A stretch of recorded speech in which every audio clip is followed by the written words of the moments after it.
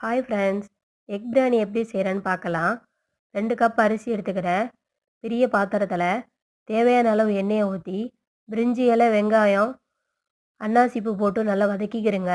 வெங்காயம் நல்லா வதங்கி ரெடியாகி வரட்டு.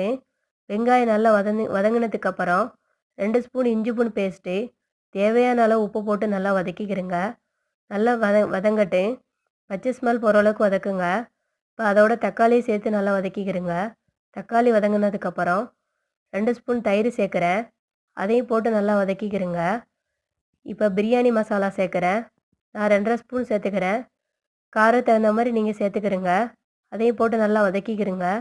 வதங்கினதுக்கப்புறம் கெச்சப்பு கொஞ்சம் சேர்த்துக்கிறேங்க. அதையும் போட்டு நல்லா வதக்கிட்டு, இப்போ முட்டையை அவிச்சு ரெடி பண்ணி வச்சுக்கிறேன். இப்போ அந்த முட்டையும் அதோடு சேர்த்துக்கிறேங்க. அது கொஞ்சம் நேரம் இப்படி நல்லா வதங்கட்டு. வதங்கினதுக்கப்புறம் தேவையான அளவு தண்ணி எடுத்துக்கிறேன்.